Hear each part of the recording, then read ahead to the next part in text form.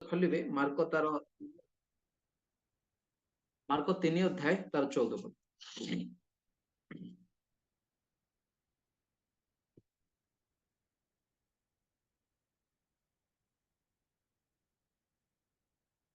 कहीं पढ़िबारे साहाय्य करिले कि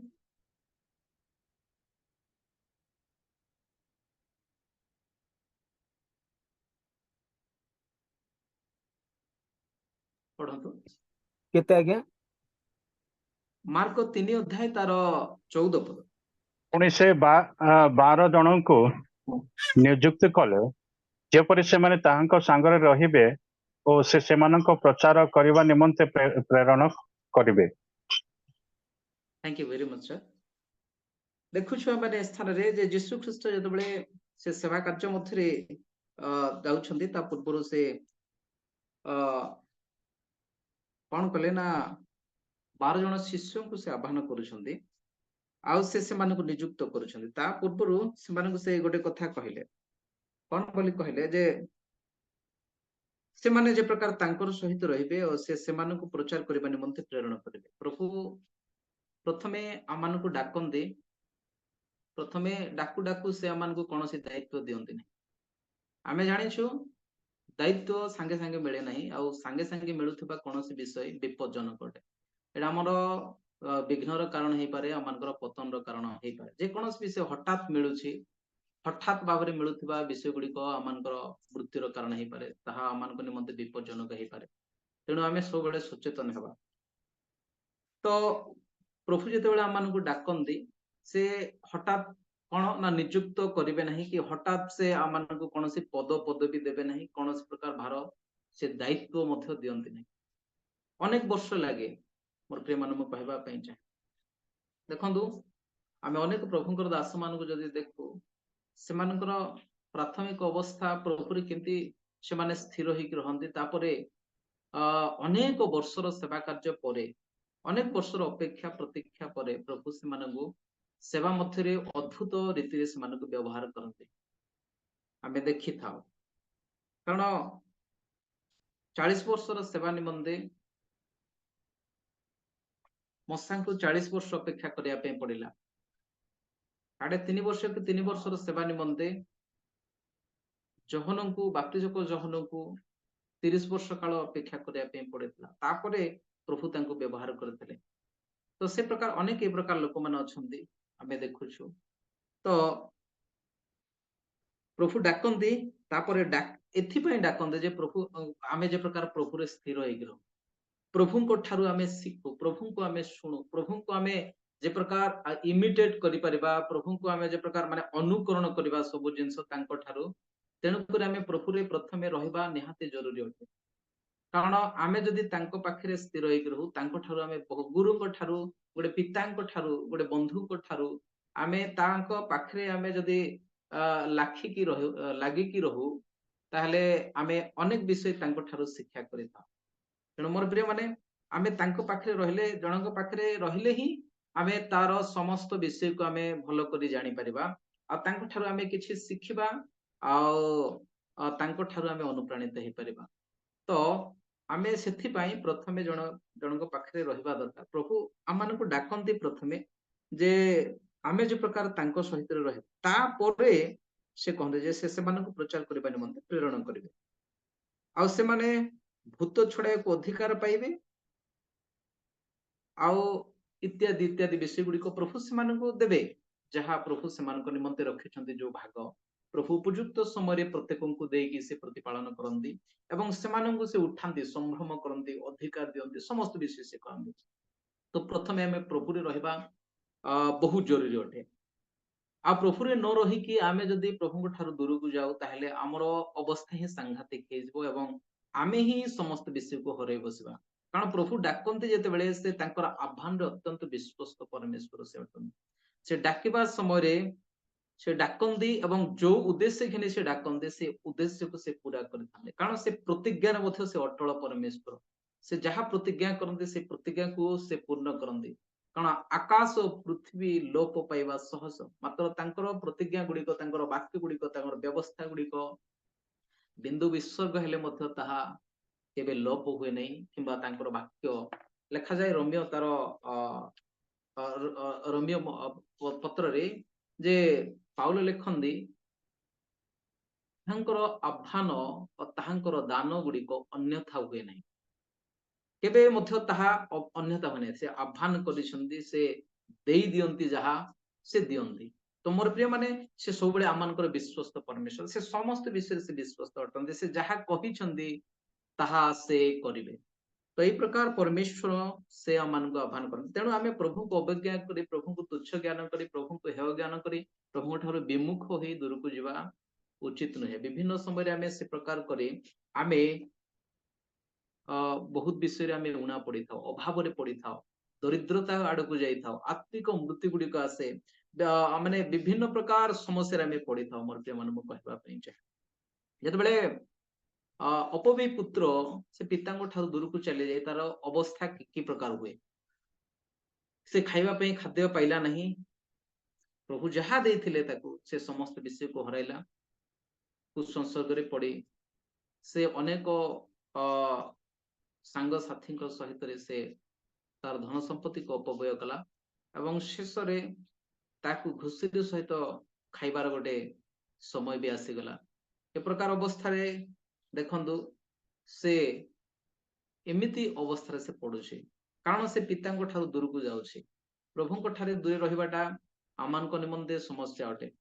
ଜଣେ ବ୍ୟକ୍ତି ଜେରୁସାଲେମରୁ ଜେରିଖ ଆଡକୁ ସେ ଯାଉଥିବା ଅବସ୍ଥାରେ ସେ ଚୋର ମାନଙ୍କ ହାବୁଡରେ ପଡିଲା। ଜଣେ ପଦାତିକ ବା ଜଣେ ବ୍ୟକ୍ତି ସେ ପ୍ରଭୁଙ୍କ ଠାରୁ ଦୂରକୁ ଚାଲି ଯାଉଛି। ଯିବା ସମୟରେ ଦେଖନ୍ତୁ ସେ ଚୋର ମାନଙ୍କ ହାବୁଡରେ ପଡିଲା, ଆଉ ସେମାନେ ତାହାକୁ ମାରି ଦରମରା ଅବସ୍ଥାରେ ତାକୁ ଛାଡି ତାର ବସ୍ତ୍ରକୁ ଅପହରଣ କରି ଘେନି ଚାଲିଗଲେ। ତ ପ୍ରଭୁଙ୍କ ଠାରୁ ଯଦି ଆମେ ଦୂରକୁ ଯାଉ, ମୋର ପ୍ରିୟମାନଙ୍କୁ କହିବା ପାଇଁ ଚାହେଁ, ଶୈତାନ ଅତି ସହଜରେ ଆମମାନଙ୍କୁ ଟାର୍ଗେଟ କରିବ ଏବଂ ସେ ଆମମାନଙ୍କୁ ବିନାଶ କରିବା ପାଇଁ ଚେଷ୍ଟା କରିବ, ପତନ କରିବା ପାଇଁ ଚେଷ୍ଟା କରିବ।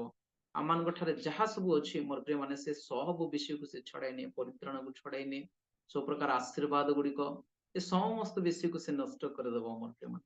ତେଣୁ ଆମେ ପ୍ରଭୁଙ୍କ ଠାରୁ କେବେ ମଧ୍ୟ ଦୂରେ ରହିବା କଥା ନାହିଁ। ପ୍ରଭୁଙ୍କ ପାଖରେ ପାଖରେ ରହିବା ଆବଶ୍ୟକତା ରହିଛି।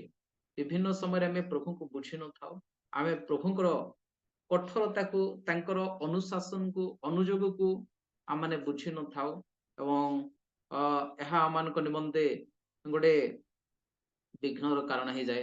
ବିଭିନ୍ନ ସମୟରେ ଆମେ ଅବହେଳିତ ହୋଇ ପ୍ରଭୁଙ୍କ ଠାରୁ ଦୂରେ ଯାଇଥାଉ ଏବଂ ବିଭିନ୍ନ ସମୟରେ ସମସ୍ୟାରେ ପଡିଥାଉ, ଅଭାବରେ ପଡିଥାଉ। ତେଣୁ ଆମେ ପ୍ରଭୁରେ ସ୍ଥିର ହେଇକି ରହିବା।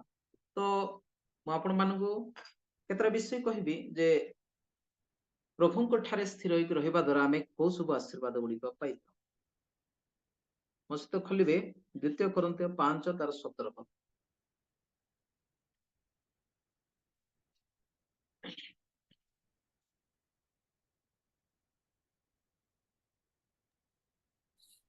ଏଣୁ ଯଦି କେହି ଖ୍ରୀଷ୍ଟଙ୍କ ଠାରେ ଅଛି, ତେବେ ସେ ନୂତନ ସୃଷ୍ଟି ହୋଇଅଛି, ପୁରାତନ ବିଷୟ ସବୁ ଲୋପ ପାଇଅଛି, ଦେଖ ନୂତନ ବିଷୟ ସବୁ ହୋଇଅଛି। ବହୁତ ସୁନ୍ଦର ବାକ୍ୟଟେ, ଧନ୍ୟବାଦ ସାର୍। ସେ ସ୍ଥାନ ଆମେ ଦେଖୁଛୁ ଯେ ଏଣୁ ଯଦି କେହି ଖ୍ରୀଷ୍ଟଙ୍କ ଠାରେ ଅଛି, ତେବେ ସେ ନୂତନ ସୃଷ୍ଟି ହୋଇଅଛି। ଯୋଉମାନେ ପ୍ରଭୁରେ ଆମେ ଅଛୁ, ଆମେ ଯେତେବେଳେ ପ୍ରଭୁରେ ଆସିଲୁ, ଆମେ ନୂତନ ହେଇଗଲୁ। କାରଣ ଆମମାନଙ୍କର ପୁରୁଣା ବ୍ୟକ୍ତିତ୍ୱ ଏବଂ ପୁରୁଣା ବିଷୟ ଗୁଡିକ ତାହା ଲୋପ ହେଇଗଲା। ଦେଖନ୍ତୁ, ଆମମାନେ ପ୍ରଭୁରେ ଆସିବା ପୂର୍ବେ ଆମମାନଙ୍କର ଜୀବନ ଗୁଡିକ କି ପ୍ରକାର ଥିଲା ଆମେ ଜାଣିଛୁ। ଆମର ସାକ୍ଷ୍ୟ ଗୁଡିକ ବିଭିନ୍ନ ସମୟରେ ଆମେ ଦେଇଥାଉ। ଆମେ ପଛକୁ ଅନେଇକି ଯଦି ଦେଖିବା, ତାହେଲେ ଆମମାନଙ୍କର ଜୀବନ ଗୁଡିକ କି ପ୍ରକାର ଥିଲା ଆମେ ଭଲରେ ଆମେ ଜାଣିପାରିବା। ଆଉ ବେଳେ ବେଳେ ଅନେଇକି ଦେଖିବା ଦରକାର। ଆଉ ଆମେ ଆମମାନଙ୍କର ଭବିଷ୍ୟତ ଜୀବନକୁ ଆମେ ସୁଧାରିବା ଦରକାର। ମୋର ପ୍ରିୟ ମାନେ ମୁଁ କହିବା ପାଇଁ ଚାହେଁ, ଆମମାନଙ୍କର ଜୀବନ ବିଭିନ୍ନ ପ୍ରକାର ମହିଳା ମାନେ ଗୋଟେ ପାପପୂର୍ଣ୍ଣ, ଅନ୍ଧକାର ପୂର୍ଣ୍ଣ ଜୀବନ ଥିଲା ଆମମାନଙ୍କର। ମାତ୍ର ଆମେ ଯେତେବେଳେ ପ୍ରଭୁରେ ଆସିଲୁ, ମୋର ପ୍ରିୟ ମାନେ ମୁଁ କହିବା ପାଇଁ ଚାହେଁ, ଆମମାନଙ୍କର କଦର୍ଯ୍ୟ ଜୀବନକୁ, ଅସୁନ୍ଦର ଜୀବନକୁ ପ୍ରଭୁ ନୂତନ କରିଦେଲେ। ଆମମାନଙ୍କର ଆଚରଣରେ, ଆମମାନଙ୍କର କଥାବାର୍ତ୍ତାରେ, ଆମମାନଙ୍କର ଦେଖା ଚାହାଣୀରେ, ଆମମାନଙ୍କର ବସିବା ଉଠିବା, ଆମମାନଙ୍କର ପିନ୍ଧା ଅଡା, ଆମମାନଙ୍କର ସବୁ ବିଷୟରେ ଆମେ ଗୋଟେ ନୂତନତାକୁ ଆମେ ଅନୁଭବ କଲୁ। आमे नूतनता को आमे प्राप्त कलु मोर प्रिय मान कहवा पई छे कारण जो माने प्रभु रे आसंती से माने नूतन हे जानती आउ आमाने आमानकर चिंताधारा मध्य नूतन हला आमानकर स्वभाव भी नूतन हला मोर प्रिय मान कहवा पई छे प्रभु रे आसिला परे आमे नूतन सृष्टि हे गेलु कारण आमे नूतन जन्म को आमे प्राप्त कलु आमे नूतन जन्म को प्राप्त कलु आ प्रभु रे आमे जते नूतन हेलु से समय आमे नुआ नुआ बळ गुडी को मध्य पाई थाउ नूतन भाषा आमानकर आसे नूतन नहीं कि जो माने प्रभु रे आसंती से माने उत्कुश पक्षीर न्याय ही जानती अर्थात विभिन्न प्रकाशन नूतन स्वप्न नूतन दर्शन नहीं वर्तमान आमे प्रभु रे गढुछु तो मोर प्रिय मान मु कहबा पई चाहे समग्र दास भाबरे जे ए स्थान देखुछु जो माने ख्रीष्ट जीसु को ठारे अछंते से माने नूतन सृष्टि हे छंते आ कोनोसी पुराना विषय जदि हमर भितरे देखा जाए जोटा पापपूर्ण विषय गुडी को विभिन्न प्रकार अंधकार पूर्ण काम गुडी को ताहले आमे जानि रखिबा दरकार पर्यंत आमे नूतन हे नाउ आ प्रभुଙ୍କର रक्त जीसुଙ୍କର रक्त हमनको नूतन करि दै थाए सफा करि थाए पवित्र आत्मा हमनको दिन प्रतिदिन नूतनीकरण करंदी ईश्वरଙ୍କର वाक्य हमनको नूतन करे मोर प्रिय माने तेबे आमे प्रभुरे नूतन होइछु कि आमे निजे निजको टिके पचारिबा आ माने से प्रकार आमे प्रभुरे स्थिर होई रहबा नूतन सृष्टि रे आमाने नूतन अनुभव गुडी को पाई थाओ तो प्रभु हमनको नूतनता प्रदान कर नूतन सृष्टि प्रथम विषय प्रभु रे रहिले आमे नूतन सृष्टि होई थाओ तेते विषय देखिबा रोमियो तार 8 अध्याय तार 1 पद रोमियो पत्र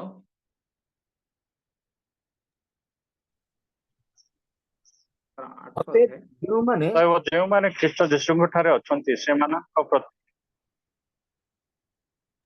अतएव ଯେଉଁମାନେ ଖ୍ରୀଷ୍ଟ ଯୀଶୁଙ୍କ ଠାରେ ଅଛନ୍ତି ସେମାନଙ୍କ ପ୍ରତି ବର୍ତ୍ତମାନ କୌଣସି ଦଣ୍ଡାଜ୍ଞା ନାହିଁ थैंक यू जो माने ख्रीष्ट जीसु को ठारे अछंती मोर प्रिय माने सेमानक प्रति कोनोसी दंडाज्ञा ना जगत रे तो विभिन्न लोक माने अमानकर विरुद्ध विभिन्न प्रकार दंडाज्ञा गुडी को दउछंदी आमे कहवा समय रे बुझवा दरकार आत्मिक भाबरे अमान को निमंते जो अनंत दंड रही छी नरकर दंड मृत्यु दंड अभिशाप दंड मोर प्रिय मान मु कहवा पई जे विभिन्न प्रकार दंड गुडी को रही छी से दंड रो आमे बर्ती जाई परिबा कारण आमे ख्रीष्ट जीसु को ठारे अछु कारण प्रभु जीसु को ठारे मोर प्रिय माने प्रभु जीसु ख्रीष्ट अमानकर समस्त दंड को से अपना ऊपर को नहीं सारी छंदी से कोन करि छंदी से दंडाज्ञा को आमन को ठारो से हटे दै छंदी मोर प्रिय माने कलोसियो तार 2 अध्याय तार 14 पद टिके दया करी पढिबे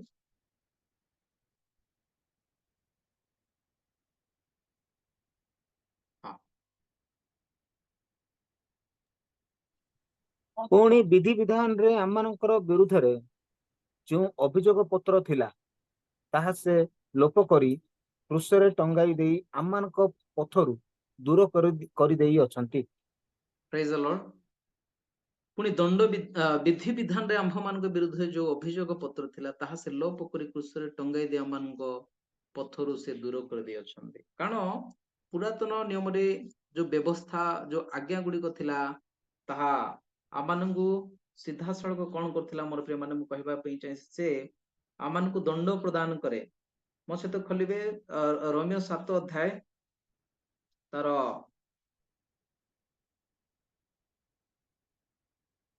10 पद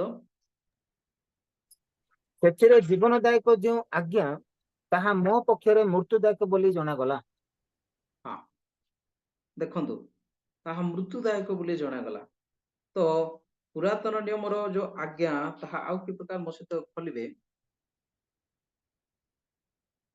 द्वितीय कोरिन्थियो 3 अध्याय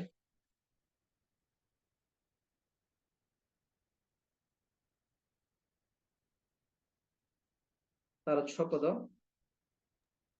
किंतु आमी माने समस्त अनाच्छादित मुखरे दर्पण रे देखिबा परी प्रभु को गौरव देखु देखु गौरवयुक्त अवस्थारु अधिक गौरवयुक्त अवस्था प्राप्त होई 6 पद द्वितीय कोरिन्थियो 3 अध्याय तार 6 पद से तो आमानकु अक्षरर सेवक करि नाहंती मात्र आत्मांक अर्थात नूतन नियमर सेवक हेबाकू सामर्थ्य देई अछंती कारण अक्षर मृत्युदायक मात्र आत्मा जीवनदायक देखंतु गोटे अक्षरर सेवक आमे थिलु जो पुरातन नियम रे जिहुदी मानक निमंते इस्राएलियो मानक निमंते जो व्यवस्था दिया जायतिला ताहा अक्षर अटे मात्र नूतन नियम रे प्रभु आमान गुडे उत्कृष्टतर नियम मध्यरे आनिले ताहा तांकर रक्तरे से स्थापन कले एवं से आमान गुडे नूतन व्यवस्था मध्यरे आनिले आत्मांक व्यवस्था मध्यरे आनिले अनुग्रहर व्यवस्था मध्यरे से आमान को आनिले तो मोर प्रिय माने से आमानकर समस्त दंड को आपण ऊपर मध्य से नियंती रोमियो 5 अध्याय तार 18 पद दया करी पढ़िबे ଅତଏବ ଜଣଙ୍କର ଅପରାଧର ଫଳ ସ୍ୱରୂପେ ଯେପରି ସମସ୍ତ ମନୁଷ୍ୟଙ୍କ ପ୍ରତି ଦଣ୍ଡାଜ୍ଞା ଘଟିଲା ସେହିପରି ମଧ୍ୟ ଜଣଙ୍କର ଧାର୍ମିକତାର କର୍ମର ଫଳ ସ୍ୱରୂପେ ସମସ୍ତ ମନୁଷ୍ୟଙ୍କ ପ୍ରତି ଜୀବନଦାୟକ ଧାର୍ମିକ ଗଣନା ଘଟିଲା। ଦେଖନ୍ତୁ ଅତଏବ ଜଣଙ୍କର ଅପରାଧର ଫଳ ସ୍ୱରୂପେ ଯେପରି ସମସ୍ତଙ୍କ ପ୍ରତି ଦଣ୍ଡାଜ୍ଞା ଘଟିଲା ଅର୍ଥାତ ଆଦମ ଏବଂ ହବା ଆଦମ ସେ ପ୍ରଥମେ କଣ କଲେ ଅପରାଧ କଲେ ଭୁଲ କଲେ ଏବଂ ତାର ଫଳ ସ୍ୱରୂପେ ଯେପରି ସମସ୍ତ ମନୁଷ୍ୟଙ୍କ ପ୍ରତି ଦଣ୍ଡାଜ୍ଞା ଘଟିଲା ସେହିପରି ମଧ୍ୟ ଜଣଙ୍କର ଧାର୍ମିକତାର କର୍ମର ଫଳ ସ୍ୱରୂପେ ସମସ୍ତ ମନୁଷ୍ୟଙ୍କ ପ୍ରତି ଜୀବନଦାୟକ ଧାର୍ମିକ ଗଣନା ଘଟିଲା। ମୋ ସହିତ ଖୋଲିବେ ଜିସାଇ 53 ଅଧ୍ୟାୟ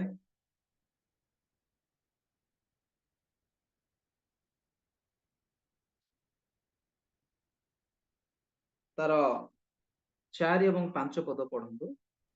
ନିଶ୍ଚୟ ସେ ଆମମାନଙ୍କର ଯାତନା ସବୁ ଧାରଣ କରିଅଛନ୍ତି ଓ ଆମମାନଙ୍କର ବ୍ୟଥା ସବୁ ବହି ଅଛନ୍ତି ତଥାପି ଆମେମାନେ ତାହାଙ୍କୁ ଆହତ ଓ ପରମେଶ୍ୱରଙ୍କ ଦ୍ୱାରା ପ୍ରହାରିତ ଓ ଦୁଃଖଗ୍ରସ୍ତ ବୋଲି ମଣିଲୁ ମାତ୍ର ସେ ଆମମାନଙ୍କ ଅଧର୍ମ ନିମନ୍ତେ କ୍ଷତବିକ୍ଷତ ହେଲେ ଓ ଆମମାନଙ୍କର ଅପରାଧ ନିମନ୍ତେ ଚୂର୍ଣ୍ଣ ହେଲେ ଆମମାନଙ୍କର ଶାନ୍ତିଜନକ ଶାସ୍ତି ତାହାଙ୍କ ଉପରେ ବର୍ତ୍ତିଲା ଓ ତାହାଙ୍କ ପ୍ରହାରରେ ଆମେମାନେ ସୁସ୍ଥ ହେଲୁ। आम्भे माने सुस्थ हेलु आपनकर दंड सबु से आपना ऊपर को घेनी जाइछन्ते जेतेबेले क्रूस ऊपर से थिले मोर प्रिय मन मु कहबा पई चाहे आमाने पाइबा को जाउथबा समस्त अ दंड से आपना ऊपर को नै सारिछन्ते से सब विषय को सह कले आमानक निमंते सब यातना सब व्यथा सब कष्ट को से आपना ऊपर को नै छन्ते मोर प्रिय तेनु आमाने जेतेबेले ख्रीष्ट रे अछु प्रभु रे अछु आम्भे माने आमानक प्रति वर्तमान कोनोसी दंडाज्ञा नै कोनोसी दंडाज्ञा नहीं कोनोसी विषय आमानकु दंड देई परिबो नहीं जदि आमे विभिन्न ताड़ना क्लेश गुड़िक जागतिक भाव में आमे पाई थाउ मात्र शैतान से आमानकु कोनोसी प्रकार से दंड देई परिबो नहीं मात्र आमे जदि प्रभु रे नाहु आ विभिन्न समय रे बेले बेले आमे पाप करू किछि भूल करू आज्ञा लंघन करू बा ईश्वरकर वाक्यर विहीन जीवन काटू वाक्यर विरुद्ध रे काम करू से समय रे से अभियोग करिया पाई आगु को आसी थाए सब बेले से आमानकर विरुद्ध रे से कथा कहे से प्रवंचक से निंदक अटे मोर प्रिय मान कहबा पई चाहे आ से सब बेले अभियोगकारी प्रभुक सम्मुख रे जाई प्रभुकर संतान मानकर अभियोग से करि थाए 24/7 तो सेही प्रकार समय रे आमे जदि किछि भूल भाल करूछु प्रभु विरुद्ध रे अज्ञात ज्ञात बा अज्ञात सर रे ताहले आमे संगे संगे आमे प्रभुकर निकट को जाई तांकर अनुग्रह सिंहासन निकट को जाई माने स्वीकार करि परिबा आउ स्वीकार करिबा क्षणी मर्त्य मान मु कहबा पई चाहे हम मानकर पाप से जेते बड़ भी हो न कहीं प्रभु आमान को से क्षमा प्रदान करिया पई से विश्वस्त एवं से न्यायवान आमे तृतीय आशीर्वाद आडकु जिबा जे प्रभु रे रहिबा द्वारा आमे को आशीर्वाद प्राप्त करि था जोहन सुसमाचार तार 15 अध्याय तार 8 पद दया करी पढ़िबे तुमे माने प्रचुर फल फलिले मोहर पिता महिमान्वित हेबे आउ तुमे माने मोहर प्रकृत शिष्य हेबो सॉरी 6 पद केही जेबे मो ठारे न रहे ताहले से शाखा परी ताहारे बाहरे पकाई दिया जाए और सुखी जाए पुणी लोके से गुड़ाक एकाठी करी निहारे पकाई दियंती और से गुड़ाक पोड़ी जाए आउथरे पढ़िबे आपण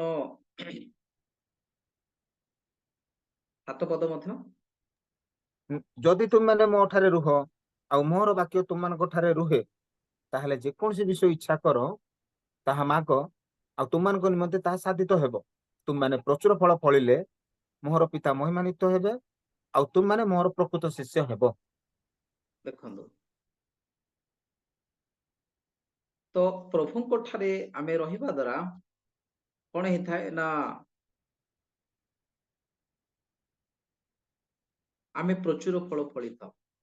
ପ୍ରଭୁଙ୍କ ବିହୁନରେ ଆମେ କେବେ ହେଲେ ମଧ୍ୟ ଆମେ ଫଳ ଫଳି ପାରିବା ନାହିଁ। କାରଣ ସେ କହନ୍ତି ମୋ ବିନା ତୁମ୍ଭେ ମାନେ କିଛି ମଧ୍ୟ କରିପାର ନାହିଁ। 5 ପଦରେ ଲେଖା ଅଛି, ମୁଁ ଦ୍ରାକ୍ଷାଲତା ତୁମ୍ଭେ ମାନେ ଶାଖା ଅଟ, ଯେ ମୋ ଠାରେ ରହେ ଓ ମୁଁ ଯାହା ଠାରେ ରହେ ସେ ପ୍ରଚୁର ଫଳ ଫଳେ। କାରଣ ମୋ ବିନା ତୁମ୍ଭେ ମାନେ କିଛି କରିପାର ନାହିଁ। ପ୍ରଭୁଙ୍କ ଠାରେ ରହିବା ଦ୍ୱାରା ଆମେ ଫଳ ଫଳି ପାରିବୁ। ମୋ ପ୍ରିୟମାନେ, ପ୍ରଭୁଙ୍କ ବିହୁନରେ ଫଳ ଫଳିବା ଅସମ୍ଭବ ଅଟେ। ଆଉ ସେ ଫଳ ଗୁଡିକ ଆତ୍ମାଙ୍କର ଫଳ ଅଟେ, ଯାହା ଆମେ ଗାଲାତୀୟ 5 ଅଧ୍ୟାୟ ତାର 22 ପଦରେ ଦେଖିଥାଉ। ପଢନ୍ତୁ, ଆତ୍ମାଙ୍କ ଫଳ କଣ?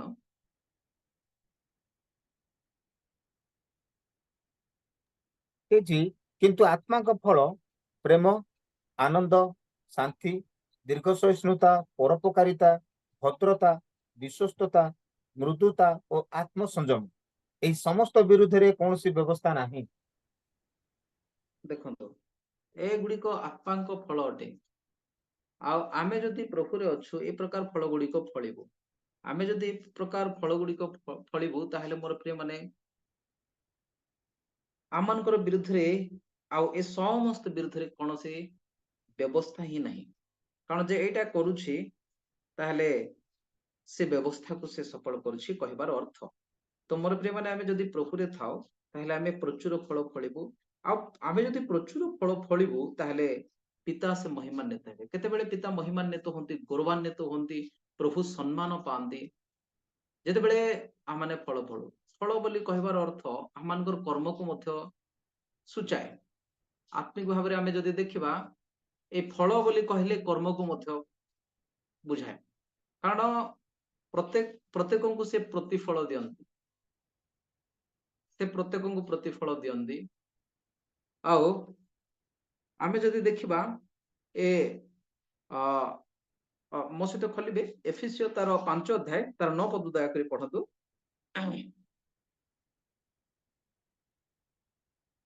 ହଁ,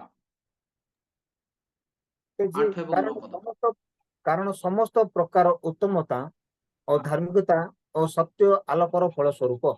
ଆଲୋକର ଫଳ ସ୍ୱରୂପ, ଏଇଟା ମଧ୍ୟ ଗୋଟେ ଫଳ ଅଟେ ମୋର ପ୍ରିୟମାନେ।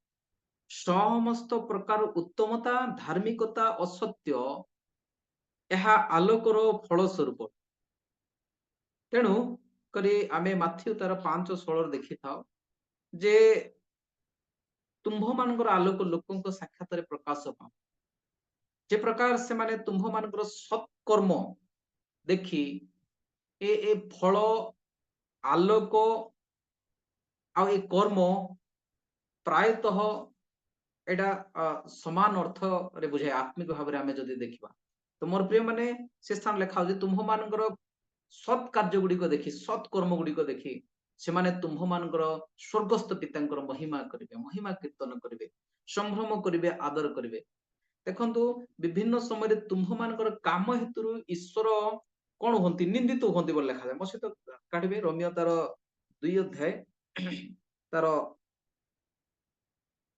24 ପଦ,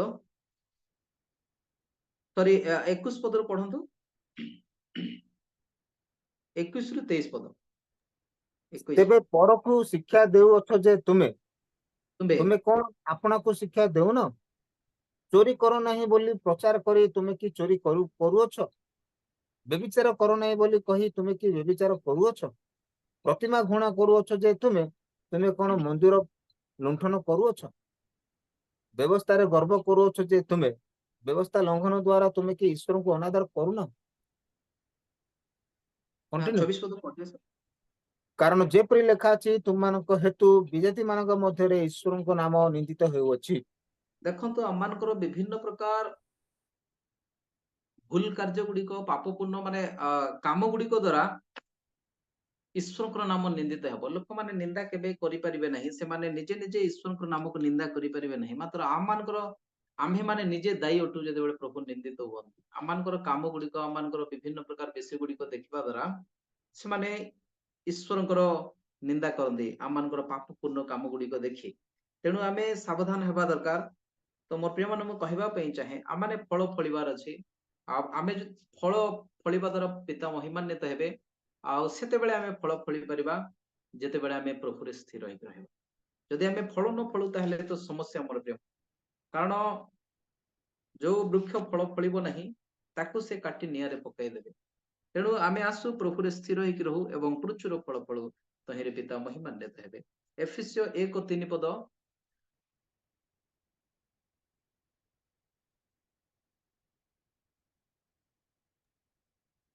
ଆମମାନଙ୍କ ପ୍ରଭୁ ଯୀଶୁ ଖ୍ରୀଷ୍ଟଙ୍କ ଈଶ୍ୱର ଓ ପିତା ଧନ୍ୟ ହୁଅନ୍ତି ସେ ଖ୍ରୀଷ୍ଟଙ୍କ ଠାରେ ଆମମାନଙ୍କୁ ସମସ୍ତ ଆତ୍ମିକ ଆଶୀର୍ବାଦ ଦ୍ୱାରା ସ୍ୱର୍ଗରେ ଆଶୀର୍ବାଦ କରିଅଛନ୍ତି ଦେଖନ୍ତୁ ଖ୍ରୀଷ୍ଟଙ୍କ ଠାରେ ଅର୍ଥାତ୍ ପ୍ରଭୁଙ୍କ ପାଖରେ ରହିବା ଲୋକମାନେ ହିଁ ସେ ଆଶୀର୍ବାଦକୁ ପ୍ରାପ୍ତ କରିପାରିବେ ପ୍ରଭୁ ତ ସମସ୍ତଙ୍କୁ ସେ କଣ ନା ଆଶୀର୍ବାଦ ସେ ଦିଅନ୍ତି ମାନେ ଆଶୀର୍ବାଦ ସେ କରିସାରିଛନ୍ତି ସେ ଆଶୀର୍ବାଦ କରିସାରିଛନ୍ତି ମାତ୍ର ଯୋଉମାନେ ଖ୍ରୀଷ୍ଟରେ ଅଛନ୍ତି ସେମାନେ ହିଁ ସେ ଆଶୀର୍ବାଦକୁ ପାଇପାରିବେ ଆଉ ଯୋଉମାନେ ପ୍ରଭୁରେ ନାହାନ୍ତି ଖ୍ରୀଷ୍ଟରେ ନାହାନ୍ତି ପ୍ରଭୁଙ୍କ ଠାରୁ ଦୂରକୁ ଯାଉଛନ୍ତି ସେମାନେ କୌଣସି ପ୍ରକାର ସେ ଆଶୀର୍ବାଦକୁ ପାଇପାରିବେ ନାହିଁ ତେଣୁକରି ଲେଖାଯାଉଛି ଯେ ପ୍ରଭୁ କହନ୍ତି ମୁଁ ଦ୍ୱାର ଅଟେ ମୁଁ ଦ୍ୱାର ଅଟେ ମୁଁ ଉତ୍ତମ ମେଷ ପାଳକ ଅଟେ ମେଷ ଗୁଡିକ ମୋର କଥାକୁ ଶୁଣିବା ଦରକାର ସେମାନେ ମୋର କଥାକୁ ଶୁଣନ୍ତି ଯୋଉମାନେ ଶୁଣନ୍ତି ସେମାନେ ମୋର ପଛରେ ଆସିବେ ଏବଂ ସେମାନେ ଖୁଆଡ ଭିତରକୁ ଆସିବେ ଆଉ ସେମାନେ ସେ ସ୍ଥାନରେ ସୁରକ୍ଷାରେ ରହିବା ସଙ୍ଗେ ସଙ୍ଗେ ସେମାନେ ସେ ସ୍ଥାନରେ ଆହାର ପାଇବେ ସବୁ ପ୍ରକାର ବିଷୟ ଆମେ ଖ୍ରୀଷ୍ଟରେ ଯଦି ରହୁ ଖୁଆଡ ଭିତରେ ଯଦି ରହୁ ପ୍ରଭୁ ଆମେ ପ୍ରଭୁ ଆମମାନଙ୍କୁ ଯୋଉ ସୀମା ଦେଇଛନ୍ତି ତାରି ଭିତରେ ଯଦି ରହୁ ତାହେଲେ ଆମେ ସବୁ ପ୍ରକାର ବିଷୟକୁ ଆମେ ପାଇବା ମୋର ପ୍ରିୟମାନେ ମୁଁ କହିବା ପାଇଁ ଚାହେଁ ଯେ ପ୍ରଭୁ ଆମମାନଙ୍କୁ ଆଶୀର୍ବାଦ କରିସାରିଛନ୍ତି ଆମ୍ଭମାନଙ୍କ ପ୍ରଭୁ ଯୀଶୁ ଖ୍ରୀଷ୍ଟଙ୍କ ଈଶ୍ୱର ପିତା ଧନ୍ୟ ହୁଅନ୍ତୁ ସେ ଖ୍ରୀଷ୍ଟଙ୍କ ଠାରେ ଆମ୍ଭମାନଙ୍କୁ ସମସ୍ତ ଆତ୍ମିକ ଆଶୀର୍ବାଦ ଦ୍ୱାରା ସ୍ୱର୍ଗରେ ଆଶୀର୍ବାଦ କରିସାରିଛନ୍ତି ଦେଖନ୍ତୁ ଆମମାନଙ୍କର ସମସ୍ତ ଆତ୍ମିକ ଆଶୀର୍ବାଦ ପୃଥିବୀରେ ନାହିଁ ହେଲା ଏଇଟା ପୃଥିବୀରୁ ଆସେ ନାହିଁ ତଳରୁ ଆସେ ନାହିଁ ପୂର୍ବରୁ ଉତ୍ତରରୁ ଦକ୍ଷିଣରୁ ଏବଂ ପଶ୍ଚିମରୁ ଆସେ ନାହିଁ ଏହା ଊର୍ଦ୍ଧ୍ୱରୁ ଆସେ ଆମେ ଯାକୁବ ତାର 1:17 ମଧ୍ୟ ଆମେ ଦେଖିଥାଉ ଯେ ସମସ୍ତ ପ୍ରକାର ଉତ୍ତମ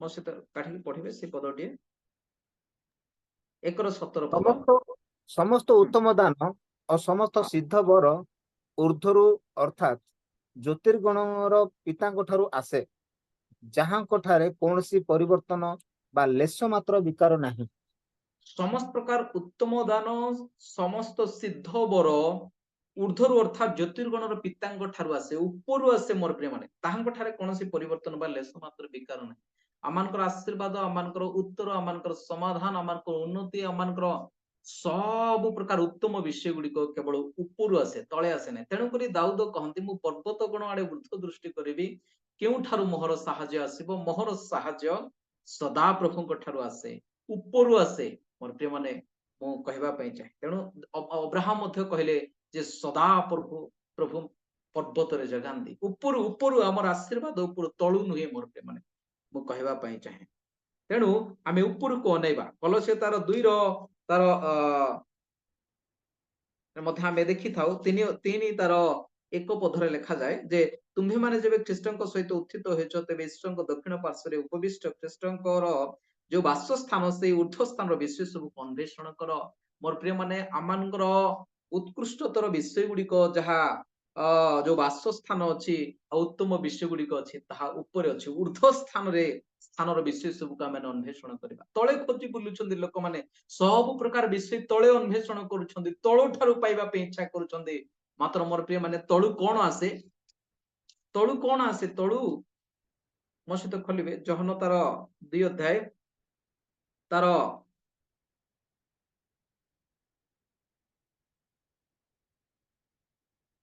16 ପଦ ଆଉ ସେ 2 ପଢନ୍ତୁ ଦୟାକରି ଯୋହନ 2:16 ଆଉ ସେ କାପ୍ତା ବ୍ୟବସାୟୀ ମାନଙ୍କୁ କହିଲେ ଆଜ୍ଞା ଏଗୁଡା ପ୍ରଥମ ଯୋହନ 2:16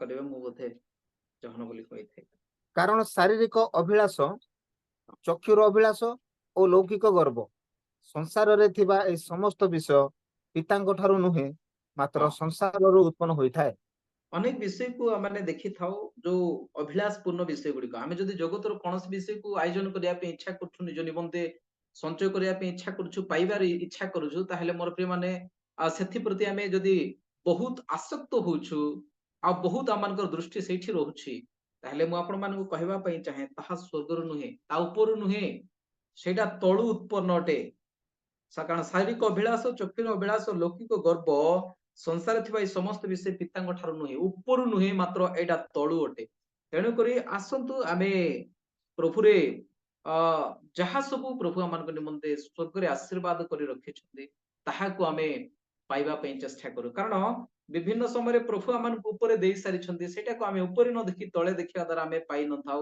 ବିଭିନ୍ନ ସମୟରେ ଦ୍ୱିତୀୟ ସ୍ୱର୍ଗରେ ମଧ୍ୟ ଶୈତାନ ତାର ଦୂତ ମାନେ ପୁଣି ସମସ୍ତ ଆଶୀର୍ବାଦକୁ ଅଟକାଇକି ରଖନ୍ତି ଆମେ ପ୍ରାର୍ଥନା କରିବା ସମୟରେ ଆମର ପ୍ରାର୍ଥନାକୁ ମଧ୍ୟ ତୃତୀୟ ସ୍ୱର୍ଗରେ ଯିବା ପାଇଁ ଦିଅନ୍ତି ନାହିଁ କାହିଁକି ସେମାନେ ଅଟକାଇକି ରଖନ୍ତି ଆଶୀର୍ବାଦ ଆସିବାକୁ ଦିଅନ୍ତି ନାହିଁ ଆମମାନଙ୍କ ପ୍ରାର୍ଥନାକୁ ଯିବା ପାଇଁ ଦିଅନ୍ତି ନାହିଁ ବିଭିନ୍ନ ସମୟରେ ଗୋଟେ ବ୍ୟାଟେଲ ହୁଏ ଗୋଟେ ସ୍ପିରିଚୁଆଲ ବ୍ୟାଟେଲ ମାନେ ୱାରଫେୟାର ସବୁବେଳେ ସେଠି ଚାଲିଥାଏ ତ ମୋର ପ୍ରିୟ ମାନେ ମୁଁ କହିବା ପାଇଁ ଚାହେଁ ଆମମାନଙ୍କର ଆଶୀର୍ବାଦ ଉପରେ ଅଟେ ତେଣୁ ଆମେ ଯଦି ଖ୍ରୀଷ୍ଟରେ ଅଛୁ ତାହେଲେ ସେ ଆତ୍ମିକ ଆଶୀର୍ବାଦ ଗୁଡିକ ଆମେ ପ୍ରାପ୍ତ କରିପାରିବା ଅନେକ ଆତ୍ମିକ ଆଶୀର୍ବାଦ ଗୁଡିକ ରହିଛି ଜଗତର ଆଶୀର୍ବାଦ ଗୁଡିକ ପଛରେ ସମସ୍ତେ ଧାଉଁଛନ୍ତି ଏବଂ ଜୋର ସୋରରେ ଚାଲିଛି ସେ ପ୍ରଚାର ଗୁଡିକ କେବଳ ଶାରୀରିକ ଅନେକ ସ୍ୱଚ୍ଛ ମାନେ ପ୍ରଭୁଙ୍କର ଦାସ ମାନେ ନମ୍ର ଦାସ ମାନେ ଉତ୍ତମ ବିଶ୍ୱସ୍ତ ଦାସ ମାନେ ସେମାନଙ୍କୁ ମାନେ ଆତ୍ମିକ ଆଶୀର୍ବାଦ ଗୁଡିକ ଆଡକୁ ଘେନି ଯିବା ସମୟରେ ବିଭିନ୍ନ ଦାସ ମାନେ ମଧ୍ୟ ଏମିତି ପ୍ରକାର ସେବକ ମାନେ ମଧ୍ୟ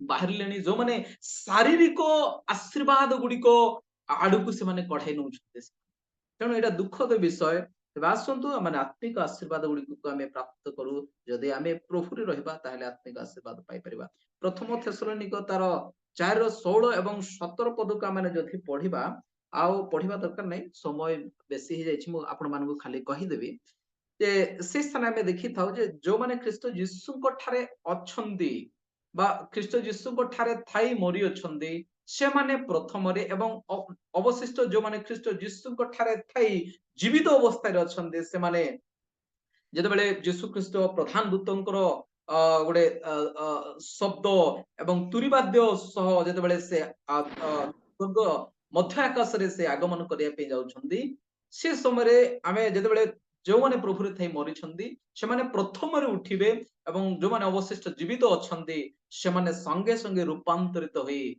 ସ୍ୱର୍ଗରେ ଚକ୍ଷୁର ପଲକରେ ଯେମିତି ପ୍ରଥମ କରନ୍ତିୟ ତାର 15 ଅଧ୍ୟାୟରେ ଲେଖା ହଉଛି ଚକ୍ଷୁର ପଲକରେ ଆମମାନେ ସମସ୍ତେ ତାହାଙ୍କ ନିକଟକୁ ନିହିତ ହେବା ପାଇଁ ଯାଉଛୁ ଯଦି ଆମେ ପ୍ରଭୁରେ ଅଛୁ ତାହା ହେଲେ ହିଁ ତାହା ସାଧିତ ହେବ ଆମେ ଯଦି ପ୍ରଭୁରେ ନାହିଁ ତାହେଲେ କୌଣସି ସ୍ୱର ସେ ଶୁଣିପାରିବେ ନାହିଁ ମତେ ମାନେ ମୁଁ କହିବା ପାଇଁ ଚାହେଁ କୌଣସି ତୁରୀବାଦ୍ୟ ହେଲେ ଉଠିବ ନାହିଁ ତେଣୁକରି ଦେଖନ୍ତୁ ଯୋଉମାନେ ନିଦ୍ରାଗତ ଅବସ୍ଥାରେ ଅଛନ୍ତି ସେମାନଙ୍କୁ ବଂଶୀ ବଜାନ୍ତୁ ସେମାନଙ୍କୁ କୌଣସି ବାଦ୍ୟ ବଜାଇଲେ ମଧ୍ୟ ସରି ମୃତ ଅବସ୍ଥାରେ ଅଛନ୍ତି ସେମାନେ ଉଠି ପାରିବେ ନାହିଁ ସେମାନେ ମାତ୍ର ଯୋଉମାନେ ଖ୍ରୀଷ୍ଟରେ ଥାଇକି ମରିଛନ୍ତି ତେଣୁକରି କହିଲେ ଯୀଶୁ ଖ୍ରୀଷ୍ଟ ମୁଁ ପୁନରୁତ୍ଥାନ ଜୀବନ ଅଟେ ଯେ କେହି ମୋ ଠାରେ ବିଶ୍ୱାସ କରେ ସେ ଯଦ୍ୟପି ମରିବ ତଥାପି ସେ ବଞ୍ଚିବ ଅର୍ଥ ଥରେ ଯୀଶୁ ଖ୍ରୀଷ୍ଟ ମଧ୍ୟ କହିଲେ ଦେଖ ଆମ୍ଭେ ଅବ୍ରାହମ ଇସାକ ଓ ଯାକୋବର ଈଶ୍ୱର ଅଟୁ ତାର ଅର୍ଥ ମୃତ୍ୟୁ କଲା ପରେ ମଧ୍ୟ ସେମାନେ ଜୀବିତ ଅବସ୍ଥାରେ ଥାନ୍ତି ଆଉ ସଙ୍ଗେ ସଙ୍ଗେ ଆମେ ରୂପାନ୍ତରିତ ହେଇକି ଉଠିବା ପାଇଁ ଯାଉଛୁ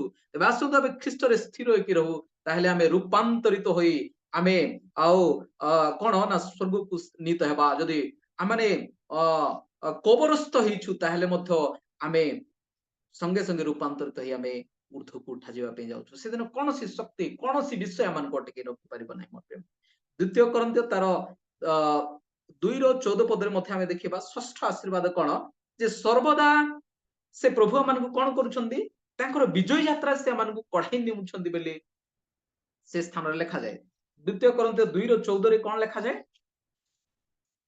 ଶେଷ ପଦଟିଏ ପଢିଲା ପରେ ଆମେ ସମାପ୍ତ କରୁ କିନ୍ତୁ ଈଶ୍ୱରଙ୍କର ଧନ୍ୟବାଦ ହେଉ ସେ ସବୁବେଳେ ଆମମାନଙ୍କୁ ଘେନି ଶ୍ରେଷ୍ଠଙ୍କ ଠାରେ ବିଜୟ ଯାତ୍ରା କରୁଅଛନ୍ତି ଆଉ ସବୁ ସ୍ଥାନରେ ତାହାଙ୍କ ଜ୍ଞାନ ରୂପ ସୁବାସ ଆମମାନଙ୍କ ଦ୍ୱାରା ପ୍ରକାଶ କରୁଅଛନ୍ତି थैंक यू सर ଏସ୍ଥର ଆମେ ଦେଖିଲୁ ଯେ ଈଶ୍ୱରଙ୍କର ଧନ୍ୟବାଦ ହଉ ସେ ସବୁବେଳେ ଆମ୍ଭ ମାନଙ୍କୁ ଘେନି ଖ୍ରୀଷ୍ଟଙ୍କ ଠାରେ ବିଜୟ ଯାତ୍ରା କରୁଛନ୍ତି ଆମେ ଗୋଟେ ବିଜୟ ଯାତ୍ରା ମଧ୍ୟରେ ଅଛୁ ମୋର ପ୍ରେମ ଆମମାନଙ୍କର ଯୁଦ୍ଧ ଯେହେତୁ ସରି ନାହିଁ, ଏଇଟା ଏବେ ପର୍ଯ୍ୟନ୍ତ ଚାଲିଛି। ଅହରହ ଭାବରେ ଆମେ ଗୋଟେ ଯୁଦ୍ଧ, ଗୋଟେ ରଣଭୂମି ମଧ୍ୟରେ ଆମେ ରହିଛୁ। ମୋର ପ୍ରିୟ ମାନଙ୍କୁ କହିବା ପାଇଁ ଚାହେଁ, ଆମେ ଯୁଦ୍ଧ କରୁଛୁ ପ୍ରତ୍ୟେକ ଦିନ। ଆମମାନଙ୍କର ଗୋଟେ ଆତ୍ମିକ ଯୁଦ୍ଧ ଚାଲିଥାଏ।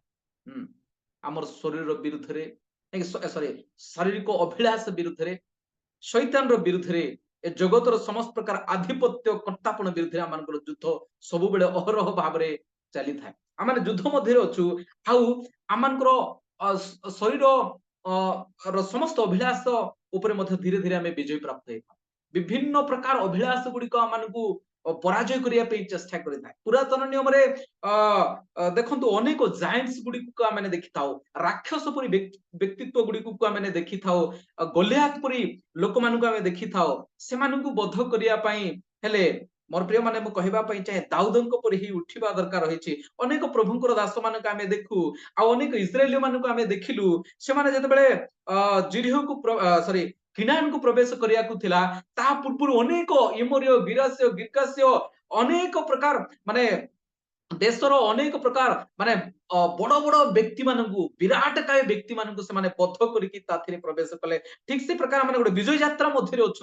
ସିୟନ ଦେଶରେ ଯଦି ପ୍ରବେଶ କରିବା ପାଇଁ ରହିଛି, ତାହେଲେ ମୋର ପ୍ରିୟ ମାନେ ମୁଁ ଆପଣ ମାନଙ୍କୁ କହିବା ପାଇଁ ଚାହେଁ, ଆମମାନଙ୍କର ଅଭିଳାଷ ଗୁଡିକୁ ଆମେ ବଧ କରିବା ଦରକାର, ବିନାଶ କରିବା ଦରକାର। ଦିନ ପ୍ରତିଦିନ ଆମେ ଯୁଦ୍ଧ ମଧ୍ୟରେ ରହିଛୁ, ଆଉ ବିଜୟ ଯାତ୍ରାରେ ସେ ଆମମାନଙ୍କୁ ଦିନ ପ୍ରତିଦିନ ଆମମାନଙ୍କୁ କଢାଇ ନଉଛନ୍ତି। ଯେହେତୁ ଆମେ ଖ୍ରୀଷ୍ଟରେ ଅଛୁ, ଆଉ ସବୁ ସ୍ଥାନରେ ତାହାଙ୍କ ଜ୍ଞାନ ରୂପ ସୁବସ ଆମ୍ଭ ମାନଙ୍କ ଦ୍ୱାରା ସେ ପ୍ରକାଶ କରୁଛନ୍ତି। ଆମେ ବିଜୟ ପାଉଛୁ। ଆମେ ଏପର୍ଯ୍ୟନ୍ତ ବିଜୟ ପ୍ରାପ୍ତ ହେଇନାହୁଁ। ଏପର୍ଯ୍ୟନ୍ତ ଆମେ ସମସ୍ତ ବିଷୟ ପାଇଯାଇ ନାହୁଁ। ଏଇଟା ପାଉଲ ଫିଲିପ ମଣ୍ଡଳୀକୁ ଲେଖନ୍ତି। ଆମେ ମୋର ପ୍ରିୟ ମାନେ ମୁଁ କହିବା ପାଇଁ ଚାହେଁ, ଆମେ ସମ୍ପୂର୍ଣ୍ଣ ଭାବରେ ବିଜୟ ହେବାର ଅଛି। ଆଉ ଶେଷ ମୃତ୍ୟୁକୁ ମଧ୍ୟ ଆମେ ବିଜୟ କରିକି ଆମେ ଗୋଟେ ଦିନ କହିବା ପାଇଁ ଯାଉଛୁ, ରେ ମୃତ୍ୟୁ କାହିଁ ତୋର ବଳ, କାହିଁ ତୋର ନାହୁଡ, ଏଇ କଥା କହିବା ପାଇଁ ଯାଉଛୁ। ଶେଷ ଶତ୍ରୁ ଭାବରେ ତାହାକୁ ପରାଜୟ କରାଯିବ। ଆମେ ମଧ୍ୟ ନିରାଶ ଉପରେ, ହତାଶ ଉପରେ, ଚିନ୍ତା ଉପରେ, ରୋଗ ଉପରେ, ପାପ ଉପରେ ଆମେ ଦିନ ପ୍ରତିଦିନ ଆମେ ବିଜୟ ପାଇବା ପାଇଁ ଆମେ ଯାଉଛୁ। ତେଣୁକରି ଆସନ୍ତୁ ଆମେ ସ୍ଥିର ହେଇଗଲେ ପ୍ରଭୁରେ ଆମେ ଯଦି ରହୁ, ତାହେଲେ ସକଳ ଆଶୀର୍ବାଦକୁ ଆମେ ପ୍ରାପ୍ତ କରିବା। ବିଶ୍ୱାସରେ ସ୍ଥିର ହେଇ ରହୁ। ଏଭ୍ରି ପୁସ୍ତକ ତାର 3:14, ପ୍ରଥମ ପିତର 5:9 ଅନୁସାରେ ଆମେ ବିଶ୍ୱାସରେ ସ୍ଥିର ହେଇକି ରହିବା। ଯେ ପ୍ରକାର ପ୍ରଥମ ତିମୋଥୀ 6:12-21 ପଦରେ ମଧ୍ୟ 6:12 ଏବଂ 21 ପଦରେ ସେ ପ୍ରକାର ଲେଖାଯାଏ। ବାକ୍ୟରେ ସ୍ଥିର ହେଇକି ରହିଥିବା ଦରକାର। ପ୍ରଥମ ଯୋହନ 2:14 ଲେଖାଯାଏ। ପ୍ରେମରେ ମଧ୍ୟ ଆମେ ସ୍ଥିର ହେଇକି ରହିବା। ଯୋହନ ତାର 15:9-10 ପଦରେ ଲେଖାଯାଏ। ତେବେ ଆସନ୍ତୁ ଆମେ ପ୍ରଭୁରେ ସ୍ଥିର ହେଇକି ରହିବା, ଆଉ ଏ ସକଳ ଆଶୀର୍ବାଦ ଆମେ ପ୍ରାପ୍ତ କରିପାରିବା। ପ୍ରଭୁ ଆମ ପ୍ରତ୍ୟେକଙ୍କୁ ବାହୁଲ୍ୟ ଭାବେ ଆଶୀର୍ବାଦ କରନ୍ତୁ। ସମସ୍ତଙ୍କୁ ଧନ୍ୟବାଦ, ବିଶେଷ କରି ହସ୍ତଙ୍କୁ ମଧ୍ୟ ବିଶେଷ ଧନ୍ୟବାଦ ଏ ସୁଯୋଗ ପାଇଁ। ପ୍ରେଜ୍ ଦ ଲର୍ଡ।